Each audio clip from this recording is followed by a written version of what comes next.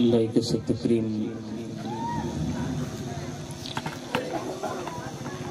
वाजिबुल एहतराम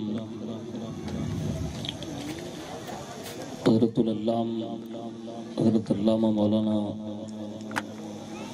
मोहम्मद सज्जाद आलम साहिब क़िबला दामत बरकातुहुल आलिया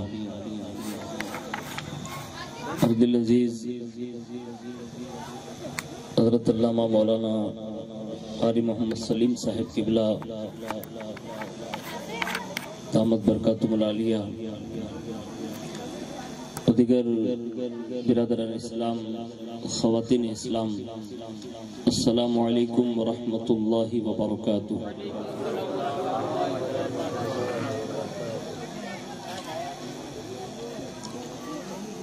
अल्हम्दुलिल्लाहि रब्बिल आलमीन वल आक़िबतु लिल मुत्तक़ीन वस्सलातु वस्सलामु अला सय्यिदिल अंबियाइ वल मुरसलीन व अला आलिहि व अस्हाबिहि व अज़वाजिहि व ज़ुर्रिय्यतिहि व अहल बैतिहि व इब्निहिल गौसिल आज़मिल जीलानी व मुईनिल मिल्लति वद्दीन व शेखिल इस्लामी वल मुस्लिमीन अअलल हज़रतिल इमाम अहमद रज़ा व अला इबादिल्लाहि सालिहीन अजमईन, अम्मा बाद। फ़अऊज़ु बिल्लाहि मिनश शैतानिर रजीम, बिस्मिल्लाहिर रहमानिर रहीम। क़ुल इन कुन्तुम तुहिब्बुनल्लाह फत्तबिऊनी युहब्बुकुमुल्लाह। सदक़ल्लाह मौलाना अज़ीम व बल्लगना रसूलुहुन नबियुल अमीनुल मुख्तारुल करीम व नहनु अला ज़ालिका लमिनश शाहिदीन व शाकिरीन वल्हम्दुलिल्लाहि रब्बिल आलमीन।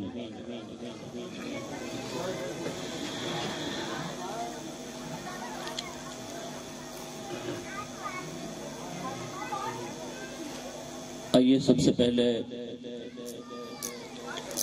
मज़हब अहले सुन्नत वल जमाअत यानी कि मसलक के आला हज़रत के कदीम दस्तूर के मुताबिक हम सब के आका व मौला हुज़ूर सरापा नूर सय्यदुना मुहम्मदुर रसूलुल्लाह सल्लल्लाहु ताला अलैहि वालिहि वसल्लम की बारगाह पुरनूर में जी लगाकर दुरूद पाक की नज़रें पेश कर लें। अल्लाहुम्मा सल्लि अला सय्यदना मौलाना मुहम्मद माअदनिल जूदी वल करम व अला आलिहि व अस्हाबिहि व बारिक वसल्लिम। सलातुम व सलाम अलैका या रसूल अल्लाह सल्लल्लाहु ताला अलैहि वालिहि वसल्लम। नबी और आले नबी पर एक बार और मोहब्बत से जी लगा कर दुरूद शरीफ पढ़ लें। अल्लाहुम्मा सल्लि अला सय्यदना मौलाना मुहम्मद माअदनिल जूदी वल करम व अला आलिहि व अस्हाबिहि व बारिक वसल्लिम। सलातुम व सलाम अलैका या रसूल अल्लाह सल्लल्लाहु ताला अलैहि वालिहि वसल्लम। हुसूल बरकत के लिए पूरा मजमा बड़ी तवज्जो के साथ एक बार और बुलंद आवाज से दुरूद शरीफ पढ़ लें। अल्लाहुम्मा सल्लि अला सय्यदना मौलाना मुहम्मद माअदनिल जूदी वल करम व अला आलिहि व अस्हाबिहि व बारिक वसल्लिम। सलातुम व सलाम अलैका या रसूल अल्लाह सल्लल्लाहु ताला अलैहि वालिहि वसल्लम।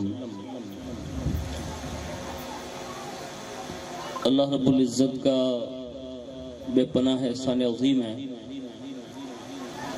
कि उस रब्बे करीम ने अपने महबूब सल्लल्लाहु ताला अलैहि वालिहि वसल्लम के तवस्सुल से बिलखुसूस पीराने पीर रोशन ज़मीर सैयदुना शेख अब्दुल क़ादिर जिलानी अल-मारूफ गौसुल आज़म दस्तगीर रज़ी अल्लाह ताला अन्हु की निगाह इनायत से हमें और आपको जश्न मसरत के मौके पर हुजूर के मिलाद में हाज़िरी की सादत नसीब फरमाई। अल्लाह से दुआ करते हैं कि अल्लाह ताला हमारी नस्लों को भी हुजूर का सच्चा इश्क नसीब फरमाएं, हुजूर की सच्ची और पक्की मोहब्बत नसीब फरमाएं, और जिनके घर ये खुशी की तकरीब है अल्लाह उनकी खुशियों में हुजूर के मिलाद की बरकतें नसीब फरमाएं, और जितने भी लोग इनकी खुशियों में शरीक हैं अल्लाह दोनों जहान की खुशियाँ हम सबको नसीब फरमाएं। मैं अपनी गुफ्तगू का आगाज़ चंद अशार के साथ करने की सादत हासिल करता हूँ, जिसमें सबसे पहले इमाम अहले सुन्नत आला हजरत अज़ीमुल बरकत मुजद्दिद दीन मिल्लत अशाह इमाम अहमद रज़ा खान फादिल बरेलवी अलैहि रहमत व रिज़वान का मशहूर ज़माना शेर है। वो कहते हैं कि इश्क तेरे सदके जलने से छूटे सस्ते। पूरा मजमा जोर से बोले सुभान अल्लाह। इसलिए कि दुनिया नाच गानों पर तो बहुत नचवा लेती है, सच्चा इश्क वही है कि हुजूर का नाम आए और ज़बान से सुभान अल्लाह निकलता जाए। तो इश्क तेरे सदके जलने से छूटे सस्ते, जो आग बुझा देगी वो आग लगाई है, जो आग बुझा देगी वो आग लगाई है।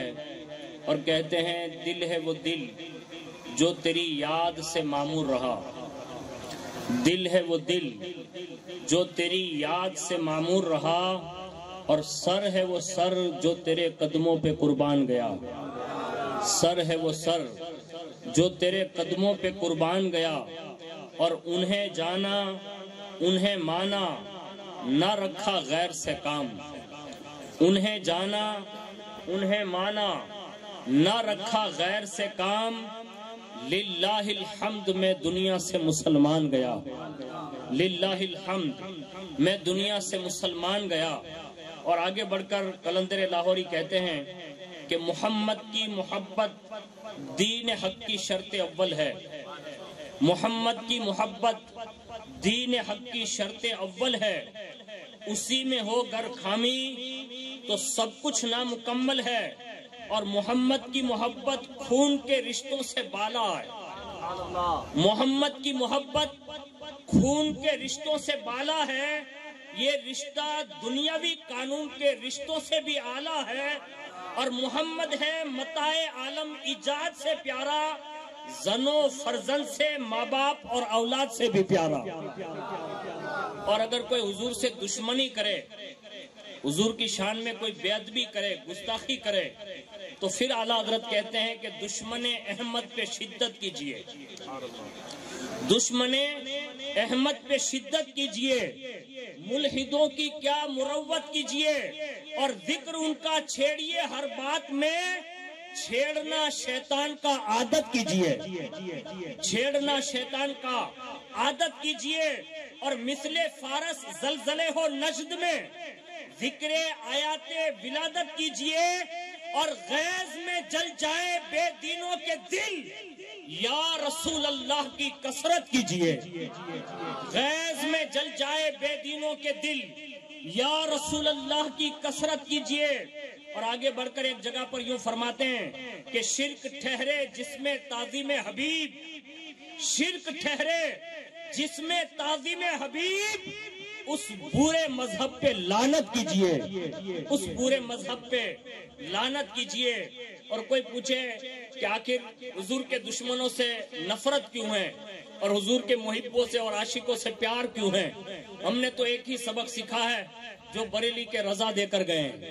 वो फरमाते हैं जमीनो जमा तुम्हारे लिए, मकीनो मका तुम्हारे लिए, चुनीनो चुना तुम्हारे लिए, बने दो जहां तुम्हारे लिए, और दहन में जुबा तुम्हारे लिए। ये जो जबान है ना, ये भी सिर्फ और सिर्फ हुजूर के लिए है। वो लोग गूंगे शैतान हैं जो मुस्तफा जाने रहमत के दुश्मनों के खिलाफ अगर वो आवाज बुलंद करने की हैसियत नहीं रखते तो उनमें और गूंगे शैतान में कोई फर्क नहीं है। इसलिए कि हमारे यहाँ हुजूर का इश्क सबसे मुकद्दम है। और अगर हुजूर के इश्क के ताल्लुक से अगर किसी की जबान नहीं खुलती या कोई कुछ कहने की वुसअत नहीं रखता, तो हमारे बुजुर्ग से किसी ने पूछा था कि जब लोग हुजूर की शान में गुस्ताखियां करने लगे तो कौम को करना क्या चाहिए? तो कहा उसका विरोध करे, यानी उससे जवाब दे। तो कहा अगर ऐसा न हो सके तो, यानी कोई कौम अगर ऐसा न कर सके तो क्या करे? तो उन्होंने इरशाद फरमाया था कि उस कौम को मर जाना चाहिए।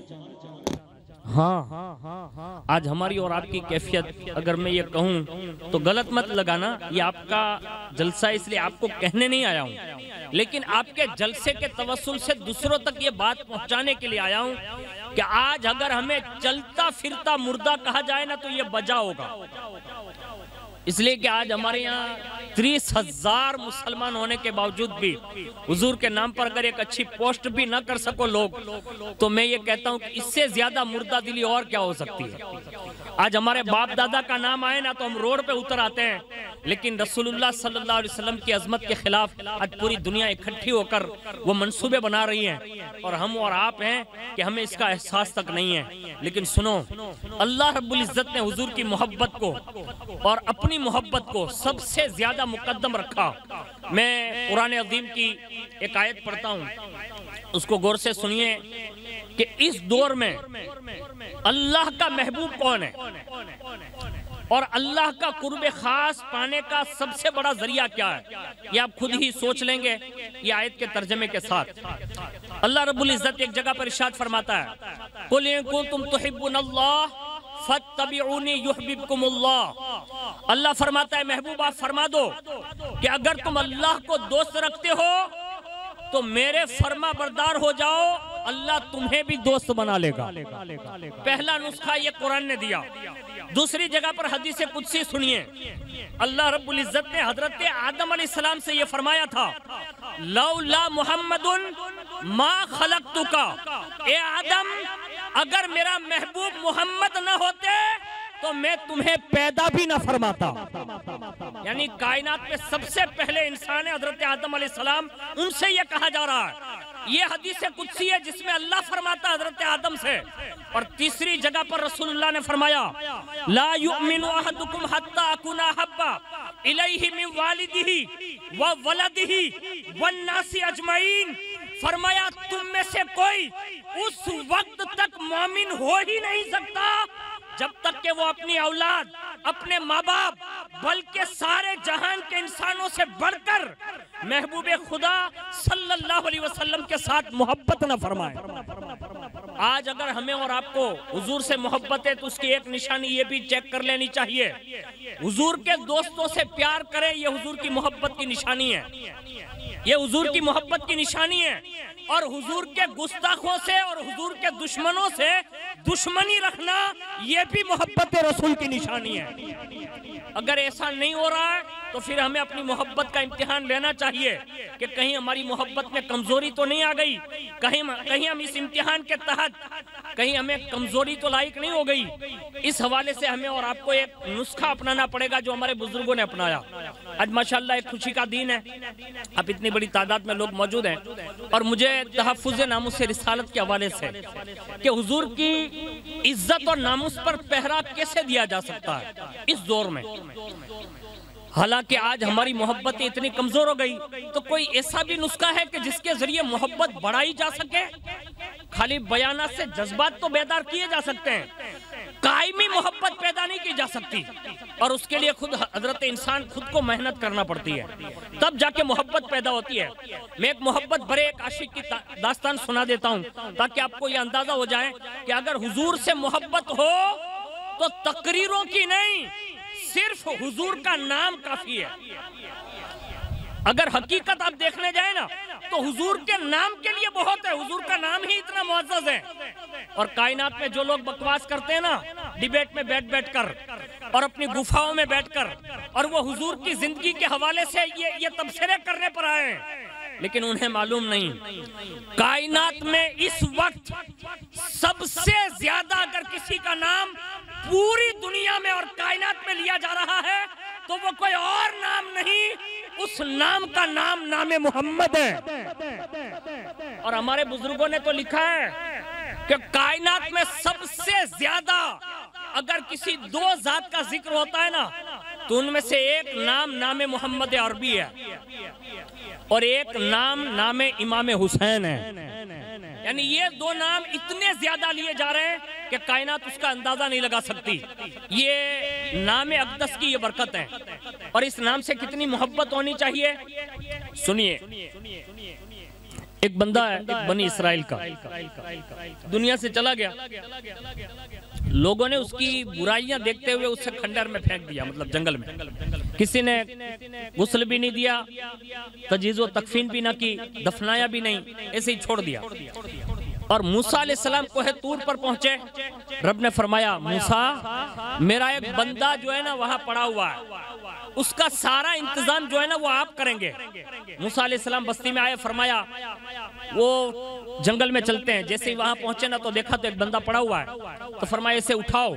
लोगों ने कहा आप नहीं जानते ये समाज का इतना बुरा आदमी है कि इससे कोई समझौता करने के लिए तैयार नहीं, इसलिए उठाकर यहाँ फेंक दिया।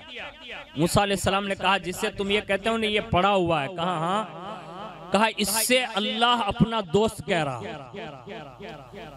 बस्ती ने जिसको उठाकर फेंक दिया था ना, अल्लाह उसके हवाले से ये इरशाद फरमा रखा ये मेरा खास है। और मूसा अलैहिस्सलाम से सारा इंतजाम करने के लिए कहा और कोहे तूर से भेजा।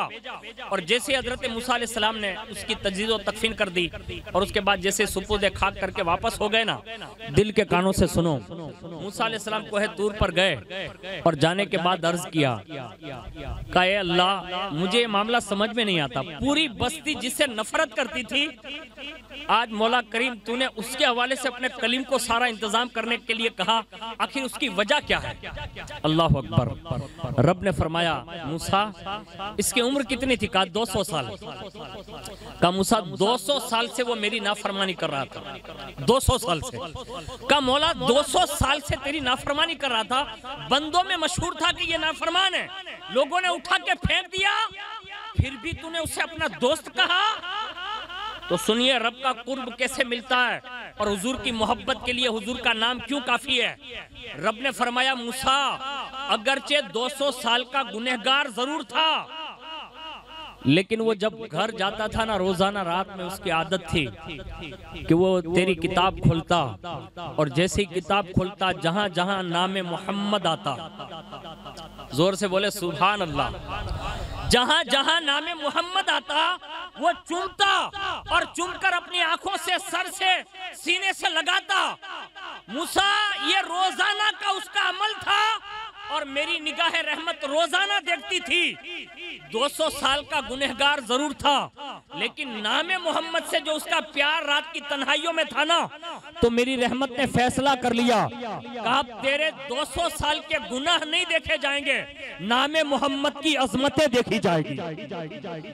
अरे जब नामे मोहम्मद की अजमत अल्लाह के यहाँ ये है कि वो इतने बड़े पापी को अपना बंदा कहे, ए रसूलुल्लाह के गुलामों मैं तुम्हें तंज करने नहीं आया, आप भी हुजूर के गुलाम हैं, आपने भी मुस्तफा जाने रहमत का कलमा पढ़ा है, आज भी हमारा सीना हमारा दिल ये हुजूर की मोहब्बत में धड़कता है। मैं आप पर कोई तंज नहीं करता, अगर हुजूर से इश्क है ना तो ये नामे मोहम्मद की अजमत खाली अपने सीने में बिठा लो, गुस्ताखी कहीं भी होगी तुम्हारा दिल ऐसे तड़पेगा ना, किसी को पता चले या ना चले खुदा को तो जरूर पता चलता है।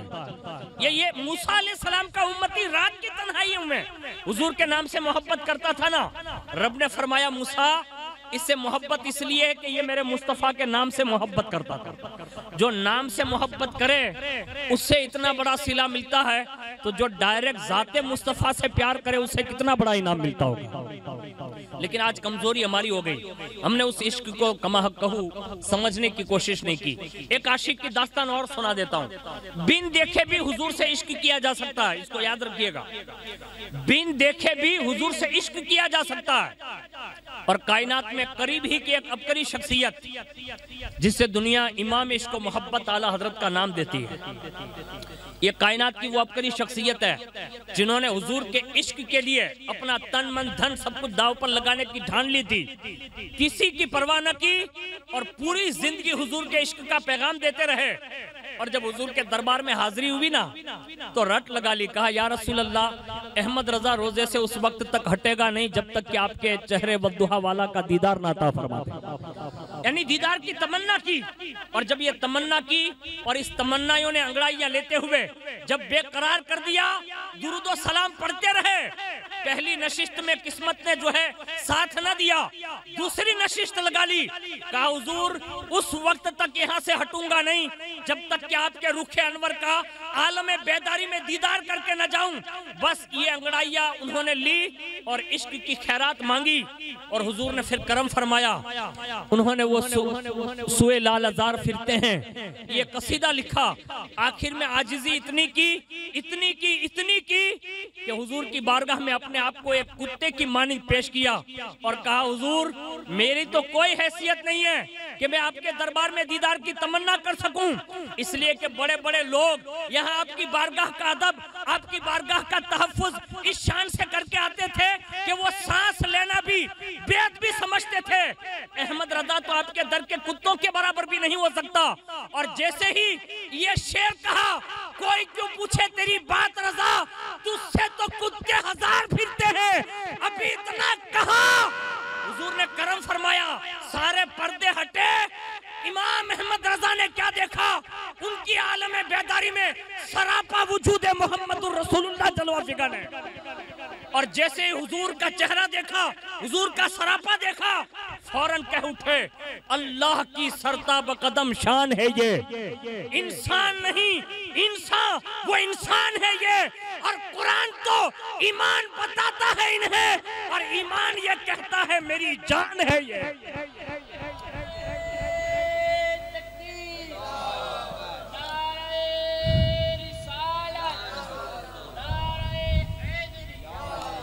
और ये दीदार के बाद उनकी जिंदगी का एक अनोखा पस मंजर हो गया था जो लोगों ने, देखने वालों ने देखा था। इसलिए जब उनका जनाजा भी उठता है ना, तो मदीने खबर हो जाती है और कोई ख्वाब में देखकर हुजूर से अर्ज करता है कि हुजूर आप किसके इंतजार में हैं? कहा, हिंदुस्तान से मौलाना अहमद रजा आ रहे हैं। यानी जब इश्क ये अंगड़ाइयां लेता है और इस शान से इश्क करते हैं ना लोग, तो हुजूर उनकी खबर रखते हैं। आपसे भी गुजारिश है, शादियों में नचवाने से बच्चों को इश्क रसूल नहीं मिलता, जुए खेलने से लोगों को इश्क रसूल नहीं मिलता, शराब पिलवाने से इश्क रसूल नहीं मिलता, बल्कि अपनी आदतें बना लो। आज दुनिया हुजूर की सीरत पर उंगलियां उठा रही है। हर आशिक रसूल को दुनिया के चाहिए कि वो अपने नबी की सीरत को पढ़ना शुरू कर दें। दुनिया में आज बड़े बड़े लोग हुजूर की सीरत की जांच पड़ताल करके बाकायदा वो नुकूस निकालने की कोशिश कर रहे हैं। और हम जिस महबूब को मानते हैं ना, अल्लाह ने सर से पैर तक उन्हें साफ सुथरा और पाकीज़ा बनाया है। कायनात की तमाम दुनिया मिल जाए और एक ऐब हुजूर की जात में निकालना चाहे ना, तो वो निकाल नहीं सकती। अल्लाह ने इतना सोना महबूब बनाया है। लेकिन जिसको ऐब नजर आते हैं ना, तो अपनी जबान में कहते हैं कि जिसको एक बुखार आती है जिसमें जिस्म पीला पड़ जाता है ना, तो जिसको ये बीमारी लागू पड़ जाती है तो उसको वही पीला ही दिखता। अब ये उसका कसूर है कि वो आंखों का अंधा है कि उसे पता नहीं। लेकिन दुनिया आज भी कहने पर मजबूर है कि कायनात में अगर सबसे अव्वलीन तरीन शख्सियत, अगर पूरी कायनात में सबसे ज्यादा संपूर्ण तौर पर, यानी पूरे के पूरे तौर पर अगर पूरी दुनिया पर किसी की जात ने असर किया है, तो वो सिर्फ एक जात है जिसे दुनिया मोहम्मदुर रसूलुल्लाह कहती है। यानी अपना हो पराया हो, सबको ये मानने पर मजबूरी है कि हुजूर से बढ़कर दुनिया में कोई आया ही नहीं है और कयामत तक कोई आएगा नहीं। लेकिन सुनिए, हुजूर का इश्क को मामूली न समझें, अपने आप में थोड़ा इश्क पैदा करें। और जिन लोगों ने इश्क पैदा किया ना, उनके हाल सुनो। एक और बात बता देता हूँ, अल्लाह करे आपके दिल में उतर जाए। आप बैठे हैं खुशी की तकरीब में, मैं हुजूर का इश्क रसूल सुनाने लगा हूँ। ये ना समझे कि इसका शादी से ताल्लुक नहीं है। निकाह जो हम करते हैं ना, ये हुजूर की सुन्नत समझ कर करते हैं। यही है ना, हुजूर की सुन्नत है। और हुजूर की सुन्नतों की तकरीब में हुजूर के इश्क की बात नहीं होगी तो फिर किस चीज की बात होगी? लेकिन सुने, इश्क जो है ना वो कुर्बानी चाहता है। कोई ना कोई बंदा कुर्बानी देता है ना, तो उसको सिला मिलता है। आज कायनात में नईनमा जैसी पार्टियां होती है ना, वो भी कुर्बानियां मांगती है। मैं कहता हूँ, इस्लाम अगर कुर्बानी मांग रहा है ना, यानी कोई भोग मांग रहा है ना, तो ये गलत नहीं है, ये दुनिया का दस्तूर है।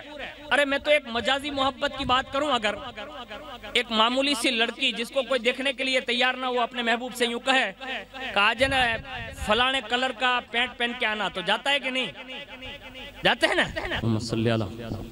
सैयदना मौलाना मुहम्मद मादन जुदी वल करम वाला आलिहि व अस्हाबिहि व बारिक वसल्लम, सलातो व सलाम अलैका या रसूल अल्लाह सल्लल्लाहु तआला अलैहि व आलिहि वसल्लम।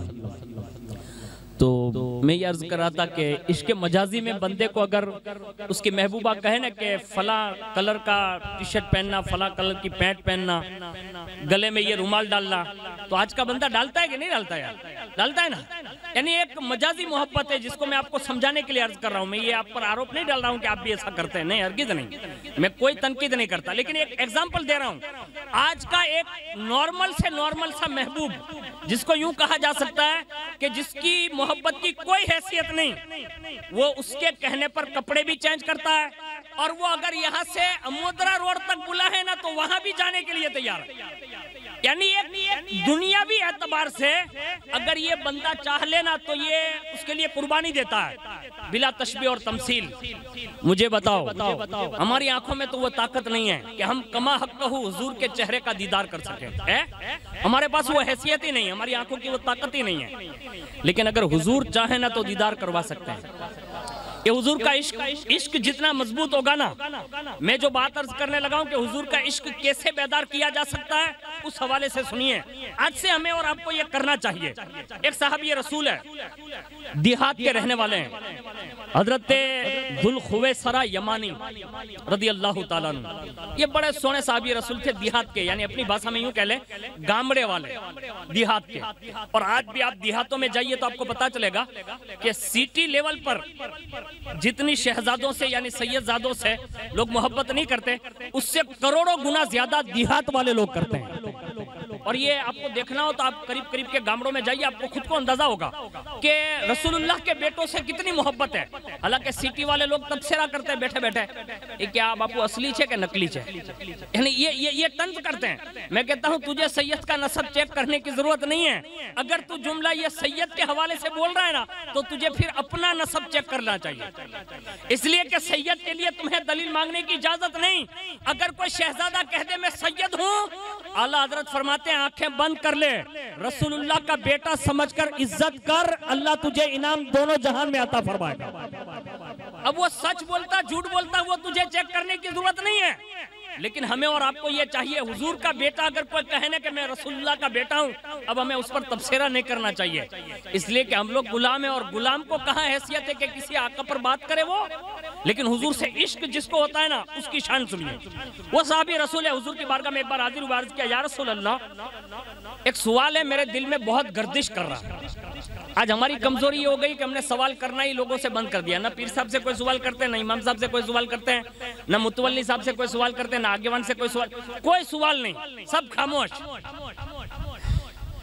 और पहले के लोग इतने अच्छे होते थे ना कि वो सबसे सवाल कर लेते थे, और सवाल कर लेना ये आधा इल्म है, इसको याद रखिए, ये मामूली बात नहीं है, सवाल करना चाहिए। जैसे आप मेरी तकरीर में कोई बात आपको मतलब हार्ड गुजरे तो जलसे के बाद मिलना चाहिए और पूछना चाहिए कि बरकती साहब आपने ये जुमला जो कहा है तो इसमें ये कहां से है और इसका मीनिंग क्या होगा, ऐसा पूछना चाहिए। पूछने से क्या होगा, दो बातें अच्छी आप मेरे से मालूमात हासिल कर सकते हैं। तो ये चीजें उस जमाने में थी। उन्होंने कहा हुजूर एक सवाल है, गर्दिश कर रहा है लेकिन मौका नहीं मिला, आज आ गया हूं तो पूछना चाहता हूं।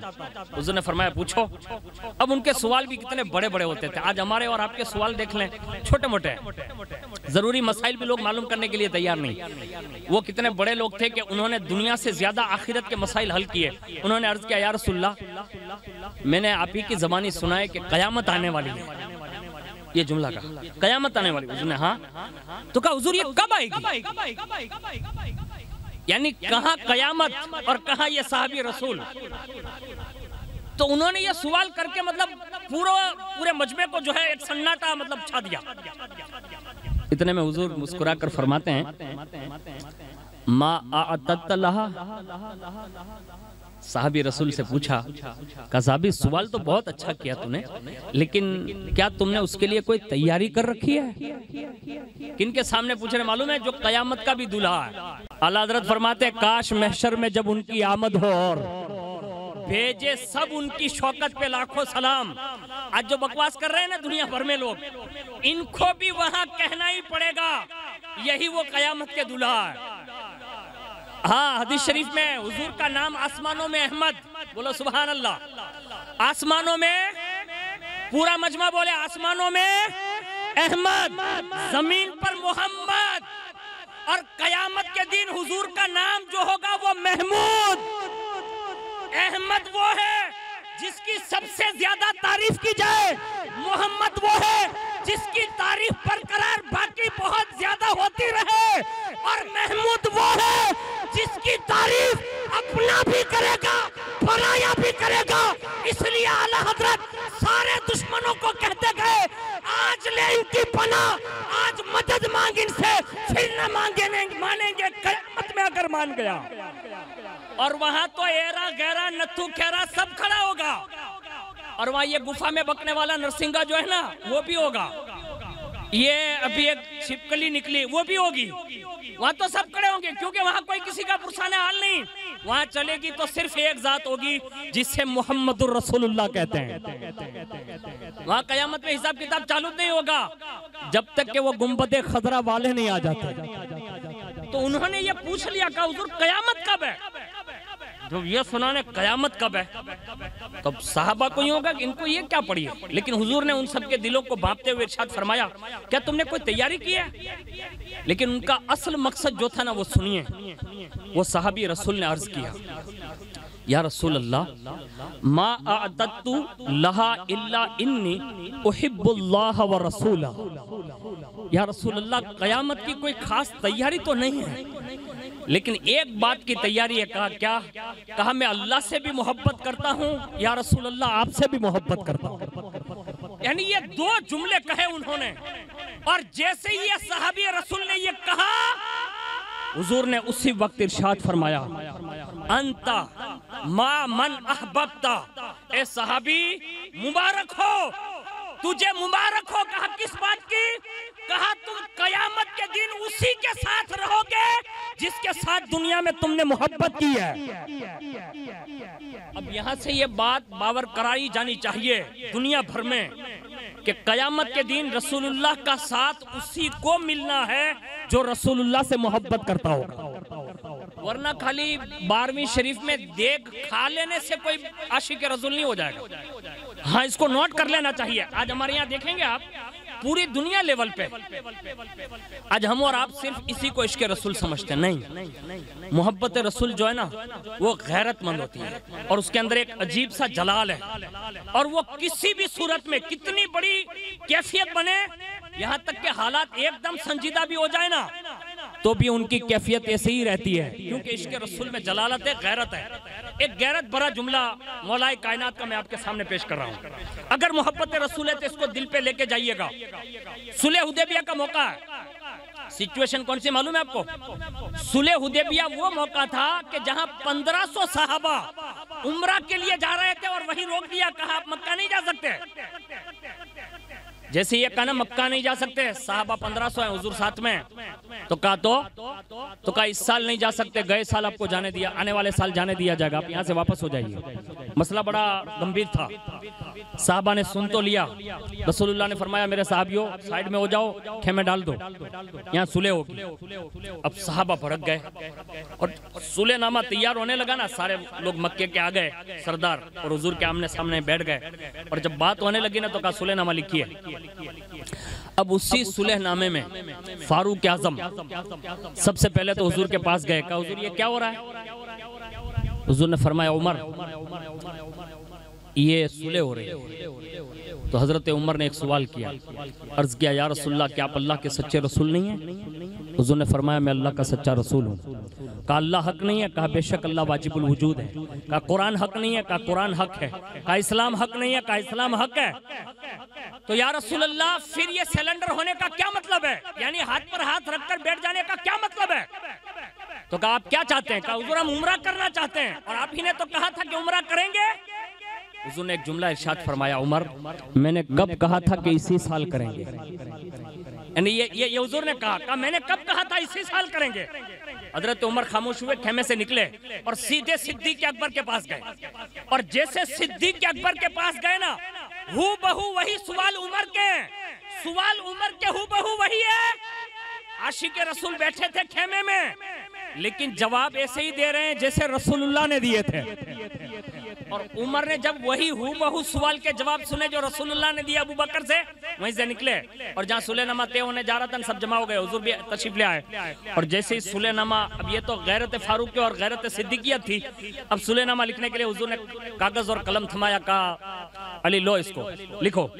आपने लिखा बिस्मिल्लाहिर्रहमानिर्रहीम, अल्लाह का नाम लिखा और उसके बाद लिखा कि यह सुलहनामा मुहम्मदुर रसूलुल्लाह की जानिब से है, यानी हुजूर का नाम वो लिख चुके।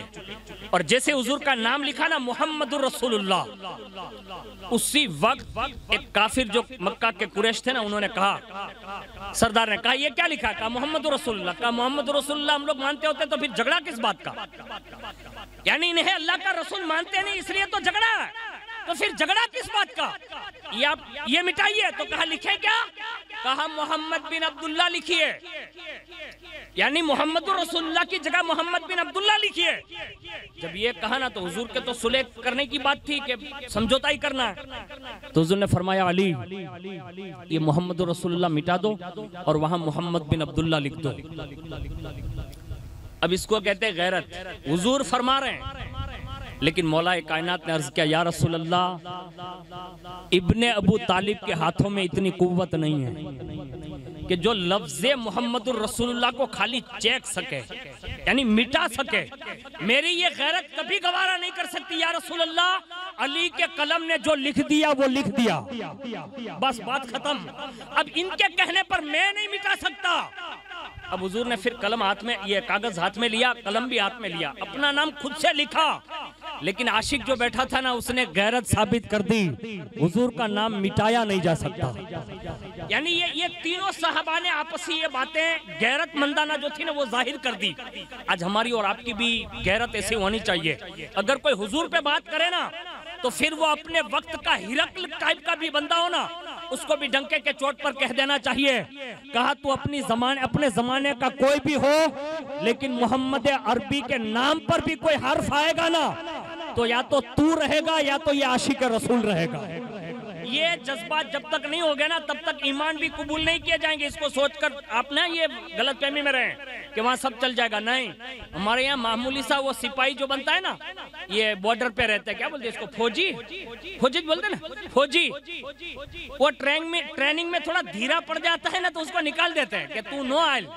मैं कहता हूं जब देश की बॉर्डर में एक धीरा चलने वाला फौजी नहीं चल सकता तो आप ये समझ रहे हैं कि जन्नत की बॉर्डर आप पार कर लेंगे? जो खाली जुम्मा पढ़ते हो, खाली ईद पढ़ते हो, जिंदगी में हर 8 दिन पे दाढ़ी मुंडाते हो, ये समझ रहे हो कि आप जल्दी जन्नत की बॉर्डर पार कर लोगे? इतनी आसान जन्नत की बॉर्डर नहीं है, उसके लिए तैयारी करनी होगी। और जिन लोगों ने ये तैयारी की ना, अल्लाह के प्यारे हबीब सल्लल्लाहु अलैहि वसल्लम ने उसे बशारतें दी है। ये जब हुजूर ने सुना दिया, सुनिए, हुजूर ने फरमाया अंत मन अहबब्ता, यानी तू उसी के साथ रहेगा जिससे तू मोहब्बत करता है। बस ये सुना हजरत अनस फरमाते, सुनिए हजरत अनस फरमाते, जब हुजूर ने ये फरमाया, हजरत अनस कहते हैं कि उस वक्त मुझे और जितने सहाबा बैठे थे उन सबको जिंदगी में इतनी ज्यादा कभी खुशी नहीं हुई जितनी हुजूर के इस फरमान पर हुई। और लोगों ने पूछा, कहा किस बात पर? कहा जब हुजूर ने ये कहा तुम जिससे मोहब्बत करते हो उसी के साथ रहोगे, तो सहाबा की खुशी इस बिना पर थी कि हमने तो जिंदगी में आमिना के लाल से मोहब्बत की है, हमने अल्लाह के महबूब से मोहब्बत की है, सैयदुल मुरसलीन से मुलाकात की है। अब हमारा दुनिया में जो कुछ भी हो, लेकिन हमारा हश्र जो है वो तन्हा नहीं होगा, मुस्तफा जाने रहमत की चादर के दामन में होगा। और हमें ये सबसे बड़ी खुशी थी कि हमें हुजूर के साथ रखा जाएगा, ये साहबा की खुशी थी। और हजरत अनस कहते थे, फाना उहिब्बुन नबिय्य सल्लल्लाहु अलैहि वसल्लम व अबू बकरिन व उमरा व अर्जू अन अकुना माअहुम बिहुब्बी इय्याहुम व इल्लम आमल बिमिस्लि आमालिहिम। फरमाया मैं अपने प्यारे आका सल्लल्लाहु अलैहि वसल्लम से मोहब्बत रखता हूँ, लिहाजा मैं उमर से भी मोहब्बत करता हूँ। और फरमाया मैं उमर बिन खत्ताब से भी मोहब्बत करता हूँ, अबू बकर सिद्दीक से भी मोहब्बत करता हूँ, और इस नीयत से मोहब्बत करता हूँ कि अल्लाह कयामत के दिन मुझे उन्हीं के साथ रखेगा। यानी ये साहबा ने ऐलान भी किया है। आज हमें और आपको भी ये चाहिए। हम कमाहक्कहू रैली नहीं निकाल सकते, कमाहक्कहू आवेदन पत्र नहीं दे सकते, हालात बड़े नाजुक है, लोग ये कहते हैं। लेकिन एक बात बताऊं, हमारे यहाँ कमजोरियां हैं, हमारी हम सबकी कमजोरियां हैं कि हम अपने माँ बाप के नाम पर, हम अपने पीरान इज़ाम के नाम पर, हम अपने खानदानों के नाम पर सब कुछ कर सकते हैं। और अगर आज उम्मती कोई कुछ नहीं कर सकता तो सिर्फ रसूलुल्लाह के नाम पर नहीं कर सकता। मैं कहता हूँ काफिरों के लिए आप रैलियां निकाल सकते हो, क्या मुस्तफ़ा जाने रहमत की मोहब्बत इतनी भी हमारे पास बाकी न रही? लेकिन सुनो, मैं उसका अमली बाइकाट बता रहा हूँ।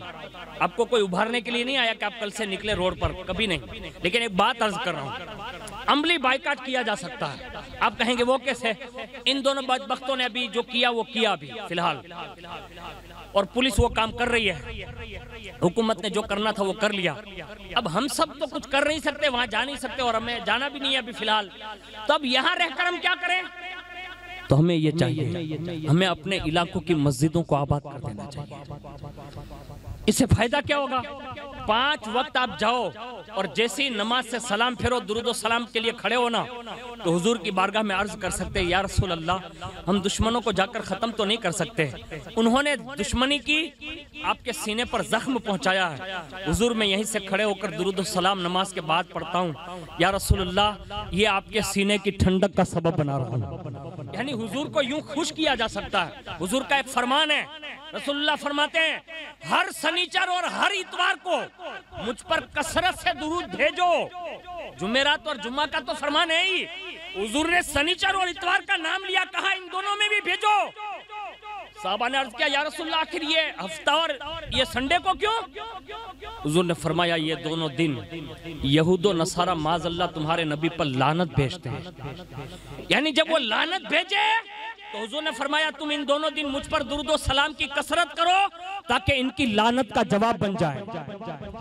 तो मैं आपसे नहीं अर्ज कर सकता, हम नूपुर शर्मा को मार नहीं सकते, उसके खिलाफ कोई कार्रवाई नहीं कर सकते, हम नरसिंगा के खिलाफ कुछ नहीं कर सकते, लेकिन रोजाना की आदत बनाकर हजारों मर्तबा, 100 मर्तबा पूरे इलाके मिलकर गलियों कूचों में दुरूद और सलाम की मजलिसें सजाकर लाखों मर्तबा दुरूद और सलाम गुंबद खतरा पहुंचाओ और अर्ज करो, या रसूल अल्लाह, दुश्मन अगर गुस्ताखियां कर रहा है तो आपका उम्मती अभी जिंदा है, आप पर दुरूद और सलाम पढ़ रहा है। ये कहकर हुजूर को खुश किया जा सकता है। तीसरा तरीका यह है, हुजूर की बारगाह में तो नहीं जा सकते, मदीने तक हाजिरी नहीं दे सकते, कभी आंखें बंद करके हुजूर के गुंबद खतरा का तस्वुर करके मुराकबे में चले जाओ और लब्बैक या रसूल अल्लाह, लब्बैक या रसूल अल्लाह कहते हुए हुजूर की बारगाह में रो और अर्ज करो, या रसूल अल्लाह, दुश्मन जिंदा है, हम कुछ नहीं कर सकते, लेकिन हुजूर हमें यकीन है कि कुदरत ने आपको महबूब बनाया है। हुजूर अगर आपकी जबान से एक लफ्ज उनके बारे में निकल गया तो हमें यकीन है कि कुदरत फौरी तौर पर इंतकाम लेगी। और ये बात बईद नहीं है, इसको नोट कर लें आप। अल्लाह के प्यारे रसूल सल्लल्लाहु अलैहि वसल्लम के हवाले से कुदरत इतनी गैरतमंद है, इतनी गैरतमंद है कि अबू लहब, ये दुनिया का वो खन्नास है जिसने जीते जी हुजूर को इतनी अजियतें पहुंचाई थी, अल्लाह ने उसके खिलाफ सूरह लहब नाजिल फरमाई। जिन बदबख्तों ने हुजूर को माज़अल्लाह अब्तर कहा और कत्लुन नसब कहा, अल्लाह ने सूरह कौसर नाजिल फरमाई और महबूब को तसल्लियां दी, कहा महबूब आप अब्तर नहीं हो सकते, आपके दुश्मन अब्तर हो सकते हैं, यानी यही नस्ल कटे हो सकते हैं। और जिन लोगों ने ये किया है ना, आप यकीन रखें अल्लाह उनसे बदला लेगा, घबराना नहीं। हमें और आपको कमी महसूस करने की जरूरत नहीं, कब होगा क्या, कुछ नहीं। हम जिस रब को मानते हैं ना, वो इशारा करते ना तो जमीन दरूजने लगती है, वो अगर इशारा कर देना तो ये आसमान फट सकता है, अगर वो इशारा कर देना तो सूरज जो है निकलना बंद हो सकता है, अगर वो इशारा कर देना तो दिन निकलना बंद हो सकता है, और अगर वो चाह लेना तो जीते जी सबकी सांसें भी रोक सकता है। अभी 2 साल तक देखा नहीं लोगों ने, लेकिन हम लोगों की एक कमजोरी मैं आपको बता दूं, मैं कमजोरी नहीं कहता, हमारी हमदर्दी है और हम अल्हम्दुलिल्लाह हुजूर के उम्मती है। हुजूर की रहमत का हिस्सा उम्मतियों को भी मिलता है ना। पूरे 2 साल कोरोना में मुसलमानों ने हर किसी की मदद की और पूरी दुनिया इसको जानती है कि सबकी मदद की। उसमें हमने कभी नहीं देखा कि ये मुसलमान है या गैर मुस्लिम है। हमने कभी नहीं देखा कि ये यहाँ का है कि वहाँ का है। हमने कभी नहीं देखा कि ये गोरा है कि काला है। हमने कभी नहीं देखा कि ये किस वर्ण से ताल्लुक रखता है। हमने तो सिर्फ ये देखा कि ये इंसान है कि नहीं। खिदमतें की और पूरी दुनिया में आज भी लोग ये बावर करा रहे हैं, हिंदुस्तान में सबसे ज्यादा जब भी कुर्बानी मांगी गई ना हिंदुस्तान के लिए और इंसानियत के लिए, तो सबसे ज्यादा कुर्बानी देने वाले मुस्तफा के आशिकी नजर आए। और 2 साल तक जो व्यवहार किया ना, 2 साल में लोग सब भूल गए। मैं कहता हूँ अल्हम्दुलिल्लाह, आज भी जो हिंदुस्तान में अमन सुकून से रह रहे हैं ना, तो ये हमारा और आपका कमाल नहीं है, ये रसूलुल्लाह के भेजे हुए मोइनुद्दीन हसन का कमाल है। ये जिस जमीन पर आराम फरमाए ना, इसलिए हिंदुस्तान आराम से है। वरना अगर वो चाह लेना तो वो जो चाहते हैं करते हैं। मैं जो जुमला कह रहा हूँ इसको नोट कर लें। ये कोई मैं सियासत की बात नहीं कर रहा हूँ, आपको जो बता रहा हूँ ना, ये रूहानी विलायत की बात है। हमारे यहाँ जो जाहिरी हुकूमतें नहीं कर सकती, वो गरीब नवाज की रूहानी हुकूमतें कर सकती है। आप कहेंगे जाहिरी हुकूमत क्या नहीं कर सकती? मैं आपको बताऊं, अगर दरिया में तूफान आ जाए तो ये जाहिरी हुकूमत रोक सकती है? अरे भाई हमारा तूफान आयु था ऊना में जायु तू ने कहीं थी कोई थी आ दरिया में 2 वर्ष पहला तूफान आयु था, आखा दरिया पट्टी ऊपर सौराष्ट्र में हुकूमत थी, कहीं थी कहीं नो था। लेकिन वो तूफान को अगर मोइनुद्दीन हसन चाहे ना तो रोक सकता है। यानी अगर जमीन में जलजला बपा हो जाए दुनिया कुछ नहीं कर सकती, लेकिन अगर मोइनुद्दीन हसन चाहे ना तो रोका जा सकता है। ये उनका पावर है और दुनिया ने इसको माना है। लेकिन सुनिए, हुजूर से मोहब्बत का एक तरीका ये भी है जो मैंने अभी आपके सामने पेश किया। यानी 2 सहाबा की मैंने आपके सामने पेश किए, 3 सहाबा की बातें मैंने आपके सामने पेश कर दी। एक बात और बताता हूँ हुजूर के अज़वाज मुतहरात के ताल्लुक से। यानी हुजूर ने 11 शादियां फरमाई और 9 अज़वाज मुतहरात उनकी ज़ाहिरी जिंदगी में, यानी हुजूर के ज़ाहिरी जिंदगी में मतलब साथ रही, और 2 अब से पहले मतलब दुनिया से तशरीफ ले गई। अब इस पर बड़ा एतराज है और उस पर यहूदी, नसरानी, मजूसी, हुनूद, जितने भी मकतब फिक्र के लोग हैं सब चिल्ला रहे हैं। हमें उनके जवाब देने की जरूरत नहीं है। हमारे पास कुरान है, हमारे पास हदीस है, हमारे पास हमारे बुजुर्गों के अक़वाल है। एक बात हमेशा याद रख लो, आखिर ये लोग ऐसा करते क्यों हैं? यानी ये सवाल उठाते क्यों हैं? मोमिनों के सीनों में शक पैदा करने के लिए। किस चीज के लिए? शक पैदा करने के लिए। एक बात हमेशा अपनी जिंदगी के मतलब पूरे लम्हात में इसको गांठ मारकर रख लेना, मोमिन वही है जो मुस्तफा पर कभी शक नहीं कर सकता। अगर एक जर्रे के बराबर भी शक पैदा हुआ, उसी वक्त उसका ईमान गया, वो मोमिन है ही नहीं। हमारे यहाँ हुजूर पर कोई शक नहीं, इसी तरह कुरान पर भी कोई शक नहीं। तो मैं कुरान का एक मफहूम बता रहा हूँ कि हुजूर को अल्लाह ने खुद इजाजत दी है कि महबूब आप पहले के रसूलों की तरह जितनी चाहे आप निकाह कर सकते हैं। तो पहला तो यह है कि हुजूर ने जो अमल किया ना वो अल्लाह के हुक्म से किया।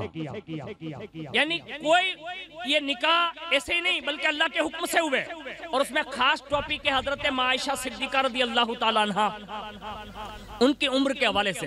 तो हमारे यहाँ तहकीकात की दुनिया बड़ी वसी है, उन्होंने जो भी बात कही हो, मैं बुखारी शरीफ, मुस्लिम शरीफ और दीगर जो अहादीस की किताबों में जहाँ हजरत आयशा की उम्र गिनी गई है, तो यकीनन उसमें 6 साल की उम्र है, उसमें 7 साल की उम्र है और उसमें 9 साल की उम्र है, उसमें 2 राय नहीं। यानी ये उम्र जो है ना ये बजा है, यानी हदीस की किताबों में लिखी है। अब लोग कहते हैं कि अब तक किसी मुफ्ती ने मतलब इसके खिलाफ जवाब नहीं दिया। मैं कहता हूँ जवाब गलती का नहीं दिया, गलती का दिया जाता है जवाब, गुस्ताखी का जवाब नहीं होता। अब समझ रहे मेरी बात? गलती कोई करे तो उसका जवाब दिया जा सकता है, गुस्ताखी का जवाब नहीं होता। हमारे यहाँ जो तुमने बकवास की है ना वो गुस्ताखी है। तुमने जो डिबेट के वक्त जो लहजा इस्तेमाल किया है, ये बातें हमारी किताबों में लिखी जरूर है, लेकिन तुम जिस लहजे से बयान करते हो ना, ये महबूब की बारगाह में गुस्ताखी है। हमारे यहाँ लहजे बदलते हैं तो गुस्ताखी हो जाती है। इसलिए कुरान का पहला अदब जो हुजूर के हवाले से वो ये है कि महबूब की बारगाह में जाओ ना तो आवाज ऊंची ना करो, यानी लहजे से आवाज में ऊंचाई ना पैदा हो जाए। इसलिए बात साहबा मुंह में पत्थर रख के आते थे कि कहीं इनकी बारगाह में आवाज बुलंद ना हो जाए। और तुम जिस तेवर से बात कर रहे थे ना, ये रसूलुल्लाह की शान में गुस्ताखी हमारे यहाँ समझी जाती है और बेअदबी समझी जाती है। और जो ऐसा करता है ना, हमारे यहाँ उसकी सजा मुकर्रर है, लेकिन इस्लामी हुकूमत नहीं है। लेकिन जवाब ये है जो हम सब मुसलमानों को मुतमईन करने के लिए कहते हैं, उम्र यही है। 6 साल या 7 साल में अगर निकाह हुआ है तो 9 साल में रुखसती है। और एक तहकीक ये है जो हमारे बाद मुहक्किकीन ने भी पेश की है कि हजरत आयशा की उम्र 13 साल बनती है या रुखसती के वक्त 19 साल बनती है या 17 साल बनती है। ये 3 कौल और भी है, लेकिन हम इसको हदीसों को छोड़ नहीं सकते। बुखारी शरीफ में इसकी हदीस है। लेकिन सुनो, अगर 6 साल या 7 साल को निकाह हुआ तो निकाह के बाद रुखसती के 2 साल यानी 9 साल इसको मुकर्रर कर लें तो 9 साल में हमारे यहाँ औरत बालिग हो जाती है। और ये अरब ममालिक जिस इलाके से ताल्लुक रखता है यानी गर्म इलाका है, तो वहां के हिसाब से औरत जल्दी बालिग हो जाती है। तो इस हिसाब से हजरत आयशा पर कोई आरोप नहीं है और न मुस्तफा जाने रहमत सल्लल्लाहु अलैहि वसल्लम पर कोई आरोप है और कोई एतराज के काबिल है कि उन्होंने ये निकाह क्यों किया। हमें और आपको एक बात हमेशा याद रखनी चाहिए कि हुजूर के मामलात में अगर कोई तरफदारी वाली बात कर रहा है तो ठीक, और अगर इधर उधर की बात करेगा हमारे नजदीक उसकी हैसियत ऐसे ही है जैसे हम आटे में से बाल निकाल कर फेंक देते हैं ना, हम उसे भी निकाल कर फेंक देते हैं बस। इसलिए कि हुजूर के नाम पर हमारी आंखें बंद है, हम उसके लिए किसी का कुछ सुनने की ताकत नहीं रखते। और जाते जाते ये बात बता दूं, अल्लाह करे आपकी समझ में आ जाए, ये सारी चीजें जो मैंने अभी आपको बताई ना, हुजूर की गैरत कैसे बेदार होगी, हुजूर का इश्क कैसे बेदार होगा, ये जो आप खुशी के मौके पर इतने सारे लोग जमा है माशाल्लाह, अल्लाह आपको सलामत रखे। लेकिन साथ साथ में इतनी बड़ी तादाद में आपके यहाँ जो इबादतगाह बनी है ना, मदरसा, उसमें भी जाने की जरूरत है। लोग पूछने के लिए मजबूर हो जाने चाहिए कि वडा में इतना बधा मानसो नमाजी छे, यानी लोग ये तलाश करने के लिए आए कि ज्यादा नमाजी ऊना में कौन सी मस्जिद में, तो ये आपके वडाले का नाम आना चाहिए। ये बार बार जाते आओगे, जाते आते जाते रहोगे ना, ये नमाज में ऐसी तासीर है कि हुजूर से मोहब्बत पैदा हो जाती है। ये करने की जरूरत है। और ये छोटे छोटे बच्चे जो है ना, मौलाना अतर छोकरा जेने कहीं हसवाता ज નથી અને મારે અહીંયા 15 જણાનો દાખલો જોજે, હસનैन બાપુને ખબર છે કે દારૂલમાં નવા એડમિશન થાય ને તારે જોયા જેવું હોય, કોક આવજો ને તમને ખબર પડે। તો મા બાપ લઈને આવે, સલામ વાલેકુમ, વાલેકુમ સલામ, બરકાતી સાહેબ, મેં કહ્યું આ મારો છોકરો છે ને એ મોબાઈલ મેકતો જ નતો ને એટલે હું તમારી પાસે લઈ આવ્યો। હવે એને મોબાઈલ ભૂલાડવા માટે મારી પાસે તો કોઈ ચાર્જર તો છે નહીં કે એને મતલબ ચાર્જિંગ માં રાખી દો કે મોબાઈલ ભૂલી જાય, તો મારી પાસે બરકાતી ટેબ્લેટ છે નાની એવી, હા એનથી હું બીવરાઉં કોક દી તો એ बेचारा भूल ही जाए। लेकिन अब घर पे आए फिर भी अगर माँ बाप उसको मोबाइल सौंप दे तो फिर कसूर उसका है। तो मैं आपसे एक बात अर्ज कर रहा हूँ, ये छोटे छोटे बच्चों को मोबाइल से दूर किया जा सकता है, यानी अगर दूर नहीं हो रहे हैं तो उसका रास्ता बदला जा सकता है। आप कहेंगे बरकाती वो कैसे बदलेगा, मैं आपको आसान तरीका बताता हूँ। वो गेम खेल रहा है, यूट्यूब पे डागले देख रहा है, या माज़अल्लाह अगर थोड़ा और छोटा मोटा लड़का है या लड़की है तो गीत सुनते हैं या तो स्टोरी कोई देखते हैं, यही करते हैं ना। उसको वहीं बैठकर साथ में मोहब्बत और प्यार से कहना चाहिए, बेटा बरकाती ने जिस नबी की शान बयान की थी ना, कहा हाँ का आज गेम बंद रखते हैं और हुजूर की नात सुनते हैं। उवैस कादरी की एक नात सुनाओ, आप बैठ के थोड़ा ट्राई कीजिए छोटे छोटे बच्चों को। 12 साल का बच्चा जब तक नहीं होता ना, 12 साल से लेकर 15 तक, अब ये हद बुलूग है, यानी जब तक बालिग नहीं हो जाता एक भी गुनाह लिखा नहीं जाता। आप मेरी बात समझ रहे ना, उसका एक भी गुनाह लिखा नहीं जाता। अब दिल के कानों से सुनो, जिसका गुनाह लिखा नहीं जाता उसकी बात बहुत जल्दी हुजूर की बारगाह में कबूल होती है। अगर वो छोटा बच्चा नाच सुनते सुनते अगर हुजूर की मोहब्बत में रोने लगे, अगर हुजूर चाह लेना तो बचपन में ही उससे अपने दीदार से माला माल फरमा सकते हैं। ये बच्चों को बावर कराने की जरूरत है। और जितने जवान मेरे बेटे हैं पूरे ऊना में, अभी आप पूरा अपना सब मिलकर निकले ना, अगर रैली लेके 2 व्हील लेके ऊना घूमे ना, तो मारी जवान तुम्हारी जवान बदा ये खाबोचिया ऊपर ने खाड़ा ऊपर ने ओटा ऊपर ने बदा मोबाइल लेन टिक टिक टिक અને બીજા જે હાવ નવીરા હોય ને ઈ એક મોબાઈલ વચમાં ને 4 આંગળી, यही। मैंने पूछा ये क्या खेलते हैं, कहा हजरत इसमें भी रोडो आता है। क्या बोलते हैं वो? लूडो, हाँ। तो वो गेम होती है उसमें, और उसमें लोग जुआ भी खेलते हैं, सट्टा भी खेलते हैं, जिसका जैसा मिजाज होता है। एक बात अर्ज है आप सबसे, कोशिश करना, मैं मोबाइल के लिए मना नहीं करता, मोबाइल आज की जरूरत है आपकी, लेकिन YouTube में एक ऑप्शन है डाउनलोड का, नाम जानते होंगे ना आप? ना जानते हो जिसको जान ले कि इसमें डाउनलोड का एक ऑप्शन है, उस पे कोई अच्छे खतीब जो आपको पसंद आते हो और जो आपके दिल पे असर कारक होते हो।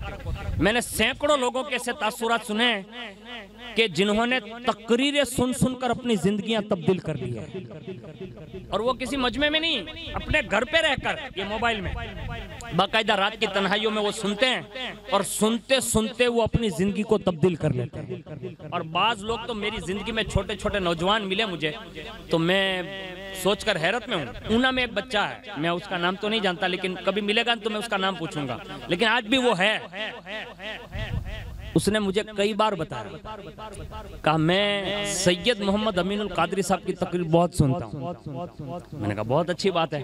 चंद रोज के बाद मिला ना, उसने क्या कहा मुझे मालूम है? कि अल्हम्दुलिल्लाह इनकी तकरीर ने मेरी जिंदगी में इनकलाब ला दिया। मैंने कहा आपकी जिंदगी में इनकलाब पहला क्या पैदा हुआ? कहा इनकी तकरीर सुनने के बाद मैंने बचपन से यह दाढ़ी रखने का आहद किया है, और बाकायदा अभी उसकी दाढ़ी आ चुकी है। मैंने देखा ना तो उसका पूरा चेहरा भरा हुआ था, और तकरीर सुनते सुनते उसने दाढ़ी रख ली। मैंने कहा और क्या चेंजिंग है? कल अल्हम्दुलिल्लाह तकरीर सुनते सुनते सोता हूँ ना। मैंने कहा हाँ। का एक बरकत ये मिलती है कि मुझे रोजाना अच्छे ख्वाब दिखाए जाते हैं, और उसने कई ख्वाब बयान किए मुझसे। मैं कहता हूँ अल्लाह के लिए अगर आप भी चाहे ना तो ये तकरीरों के जरिए हो सकता है। आपको प्रोग्राम रखने की जरूरत नहीं, आपका मोबाइल ही स्टेज है, आपका मोबाइल ही मुकर्रिर है, आप खुद ही उसको सुनिए। और मैं कहता हूँ 8 दिन सुन के ट्राई करोगे ना तो 9वें दिन आप खुद किसी को ये कहने पर मजबूर हो जाओगे कि आज भी मुस्तफा के गुलाम ऐसे जिंदा हैं जिनकी तकरीरें डायरेक्ट तासीर का तीर बनकर सीने में असर कारक हो सकती है। लेकिन ये करना होगा। अभी ये तारक मेहता देखने का दौर नहीं है, कपिल शर्मा का शोरूम ये शो देखने की जरूरत नहीं है। अब ये घर घर की कहानियां जो अब तक हम लोग दिखा रहे हैं ना, अब ये दिखाने की जरूरत नहीं है। अब उसे गुंबद खजरा से आशना करना होगा, अब उसे रसूलुल्लाह की मोहब्बत से आशना करना होगा। एक बकवास करने वाला क्या कहता था मालूम है? कि जितना तुमको मालूम नहीं ना तुम्हारे महबूब के बारे में, इतना मैं जानता हूँ, वो यूं कह रहा था। लेकिन ये उसकी गलत फहमी है, उसने गलत कहा, मैं ये नहीं मानता कभी। क्योंकि हमारे यहाँ आज भी अल्हम्दुलिल्लाह ऐसे लोग मौजूद हैं जो हुजूर की विलादत से नहीं बल्कि रोजे अज़ल से लेकर हुजूर के विसाल और हुजूर के विसाल से लेकर कयामत और जन्नत में दाखिले तक आज भी हमारे पास किताब में हुजूर की जिंदगी का हर लम्हा नोट किया हुआ है और बाकायदा मौजूद है। ये और बात है कि लोग पढ़ते नहीं है, लेकिन है जरूर। तो आपसे ये गुजारिश मैंने एक बात की है, और उसके लिए एक बुजुर्ग की बात अर्ज करके जा रहा हूँ। अगर ये बात आप शुरू कर दो ना कि सुनने से फायदा क्या मिलेगा, तो मैं बड़ी मिसाल नहीं देता, एक बहुत बड़ी शख्सियत की मिसाल दे देता हूँ। कर लो ना तो मैं ये समझता हूँ कि ये मुमकिन है। गौसे पाक रदी अल्लाह ताला अन्हु का नाम आपने सुना है, और ये दुनिया की वो अबकरी शख्सियत है जिसको हर सुन्नी मानता है ना, हर सुन्नी तबका जो है ना वो मानता है। वहाँ भी देवबंदी की बात नहीं करता, ये तो खन्नास लोग है ही, ये भी गुस्ताखियाँ करते हैं। इसको भी बुलाना नहीं चाहिए, खाने में भी नहीं बुलाना चाहिए, समूह शादी में भी नहीं, शादी में भी नहीं, किसी उसमें नहीं। हमारी जियारत चहलुम में भी उन वाबड़ों की जरूरत नहीं है, हमारी मस्जिदों में भी उस पर पाबंदी लगाने की जरूरत है। क्योंकि ये गैर मुस्लिम जो गुस्ताखियाँ सीखे ना, ये वहाबियों से सीखे, इसको नोट करना चाहिए। और इस पहलू पर हमें और आपको जांच पड़ताल भी करनी चाहिए। सुनिए, गौसे पाक को हर सुन्नी मानता है। गौसे पाक जब पढ़ने जा रहे थे तो माँ ने एक जुमला कहा बेटा हर हाल में सच बोलना, कभी झूठ मत बोलना। ये कोई तकरीर हुई? बेटा सच बोलना, झूठ मत बोलना, ये कोई तकरीर नहीं हुई। लेकिन इसको हमारे बुजुर्गों ने लिखा, ये माँ की नसीहत है। कहा बेटा हर हाल में सच बोलना। अब गौसे पाक बीच रास्ते में डाकू ने हमला कर दिया, और 1-2 डाकू नहीं, 60 डाकू, और वो भी तलवारों से लेस। काफिले को चारों तरफ से घेर लिया और माल सामान लूटने लगे। सबका माल लूट लिया। गौसे पाक के पास भी एक गया और कहा आपके पास कुछ है? कहा हाँ। कहा क्या? कहा 40 अशरफिया मेरी बगल में सिली हुई। तो मतलब झटका लगा उसको। कहा सब छुपा रहे हैं, ये शहजादा तो साबित कर रहा है। वो चला गया, दूसरा आया, दूसरे में भी, तीसरा आया। तीनों मिलकर सरदार के पास जाकर कहते एक बेटा है शहजादा इसमें, लेकिन वो सच बोलता है। क्या बात कर रहे हो? कहाँ? कबूला लाओ। लाए गए, और जैसे ही सामने लाए ना गौसे पाक को, तो सरदार जो है ना वो ऐसे देखते रह गए, ऐसे सर से लेकर पैर तक देखता रहा। देखते देखते कहता है ऐसा लगता है किसी आली खानदान से ताल्लुक है तुम्हारा। हकीकत यही है ना। आज अल्हम्दुलिल्लाह हुजूर शफीक मिल्लत के साहिबजादे बैठे हैं, ये मियाँ राजवली सरकार के साहिबजादे बैठे हैं, उना के जितने भी सादात हमारे हैं। अब देखिए ना, उनके चेहरों को देखने के बाद आज भी एहसास होता है कि सदियों के बाद इन सैयदों के चेहरे इतने नूरानी हैं। मुझे बताओ, सदियों से पहले इमाम हुसैन के चेहरे का मुकाबला कौन कर सकता है? ये हकीकत है जो आला हजरत कहकर गए हैं, या रसूल अल्लाह तेरी नस्ल पाक में है बच्चा बच्चा नूर का, तू है आईने नूर, तेरा सब घराना नूर का। और ये दुनिया जानती है इसको। गौसे पाक की बात में बता रहा था, देखा ना तो देखता ही रह गया। उसने कहा हुजूर आपको सच बोलने पर मजबूर किसने किया? तो कहा किसी चीज ने नहीं। तो कहा आपने सच क्यों बोला? तो कहा सुनो, घर से निकला था ना तो माँ से एक वादा लिया था। माँ ने कहा था बेटा सच बोलना, कभी झूठ न बोलना। अब मैं जंगल में हूँ, डाकुओं के दरमियान था, नफ्स ने तो चाहा होगा कि मैं झूठ बोल दूंगा, लेकिन मेरे जमीर ने कहा अब्दुल कादिर तू जंगल में डाकुओं के नरगे में है तो क्या हुआ? माँ भले दूर सही, लेकिन माँ का सही मानों में वफादार बेटा वो है कि जो माँ से वादा करे वो जिंदगी में कभी तोड़े नहीं, जिंदगी में कभी तोड़े नहीं। इसलिए सरदार सुनो, मैं अपनी माँ का वादा तोड़ नहीं सकता, इसलिए मैंने तुम्हारे 3 साथियों के सामने भी सच बोला और तुम्हारे सामने भी सच बोलता हूँ कि मेरी बगल में गुदड़ी के नीचे 40 अशरफियां हैं। जब ये जुमला सुना ना तो सरदार की आंखों में आंसू आ गए। उसने हाथ पकड़ लिए और कहा शहजादे जिंदगी मैंने बेकार गुजार दी इतनी, आप जवानी में अपनी माँ का वादा नहीं तोड़ रहे हैं। मैंने ये आधी पौनी जिंदगी अल्लाह उसके रसूल के वादे तोड़ने में मैंने बेकार निकाल दी है। मैं तोबा करना चाहता हूँ। चंद गौसे पाक के जुमलों ने उस सरदार को तोबा पर आमादा किया। सब लोगों ने भी तोबा की और जैसे ये तोबा कर चुके अल्लाह उसके रसूल की खातिर, उसी वक्त इल्हाम हुआ अब्दुल कादिर अब इन्हें महरूम न छोड़ना, अब ये डाकू न कहलाएं फिर से तोबा करने वाले डाकू। तो कहा एक एक निगाह तू डाल, विलायत का ताज पहना दे। 60 डाकुओं को गौसे पाक ने 17 या 18 साल की उम्र में विलायत के ताजे जर्रीन से माला माल फरमाया है। सिर्फ एक जवान अगर माँ के वादे के मुताबिक चलता है ना तो इनाम 60 लोगों को, लुटेरों को ये मिलता है। अगर हमारा पूरा समाज अल्लाह उसके रसूल के वादों पर चलना सीख जाए ना तो हमें यकीन है कि हमारे अखलाक देखकर काफिर खुद ब खुद कलमा पढ़ते नजर आ सकते हैं। और ये कोई बात बैद नहीं है, गरीब नवाज यहाँ कोई हथियार लेकर नहीं आए थे, इसको नोट कर लीजिए, आप बावर कर लीजिए, कोई हथियार नहीं था। यानी छोटी सी सल्ली लेकर भी कोई ये नहीं बता सकता कि गरीब नवाज ने किसी को ऐसे मारा हो। सल्ली तो मैं कह रहा हूँ हाथ से भी नहीं मारा, कभी नहीं, इसलिए कि उनका दिल इतना रोशन था और उनके दिल की रोशनी उनके चेहरे पर इतनी थी कि जो भी एक नजर देखता था ना मोइनुद्दीन हसन के कदमों में सर रख देता था। आज भी सफेद गुंबद इस बात की गवाही दे रहा है। अभी कुछ लोगों ने ये हवा चलाई थी, मालूम है कि नहीं? हवा चलाई थी। लोग कहते हैं इनके दिल में ये वसवसे आते कैसे हैं? मैं आपको बताता हूँ, उनसे कुछ नहीं हो सकता। लेकिन एक बात बावर कर लेनी चाहिए, जब ये लोग उछलते हैं ना तो लोगों को खौफजदा करने के लिए, और अपनी जबान में अगर ये कह दूं तो ये बारिश के मेंढक है। डेट का हम जो ने वरसाद में ठेकड़ा मारे, खबर है? वरसाद पड़े ना एकदम हारे निकला, बताए ने इतना निकला कि मानो ने घर में बेहवाई न होती। तो ये बारिश के मेंढक लोग हैं, उछलते हैं ना तो एक साथ में सब उछलते हैं और जैसे बारिश खत्म तो वो भी खत्म। लेकिन हम जिस ख्वाजा को मानते हैं ना वो बारिश में नहीं, जब से आए हैं तब से आज तक चमक रहे हैं और उनका गुंबद आज भी आसमान से बातें करके कहता है कि तेरे ऊपर जितनी निगाहें नहीं उठती उससे ज्यादा मोइनुद्दीन हसन के सफेद गुंबद पर निगाहें पड़ती है। और आज जब हमारी कोई नहीं सुनता ना, कोई नहीं सुनता, कोई दरवाजे पर जाओ ना तो यूं कह देते हम तो, मैं तो नहीं आता, आप चले जाओ ने, ऐसा बोला तुम चले जाओ ने। जब ये लोग कहते हैं ना कि तुम्हारी कोई नहीं सुनता, उस दिन गरीब नवाज के रोजे की तरफ आंखें बंद करके खड़े रह के कहना या मोइनुद्दीन हसन अल मदद, या मोइनुद्दीन हसन अल मदद। अल्लाह की इज्जत की कसम, अली का लाल आज भी सुनता है और आकर मदद भी फरमाता है। लेकिन ये करना होगा, हमारे सीने इतने मजबूत करने होंगे और ऐसा इश्क रसूल बढ़ाना होगा। आप सबसे उम्मीद कर सकता हूँ कि आज से कोशिश करेंगे हम सब कि इंशाअल्लाह हुजूर की जात पर 100 बार दुरूद व सलाम पढ़ेंगे। कोशिश कीजिए आप, ये बहुत बड़ा इनाम है जिसको हम आप समझ नहीं सकते, बहुत बड़ा इनाम है।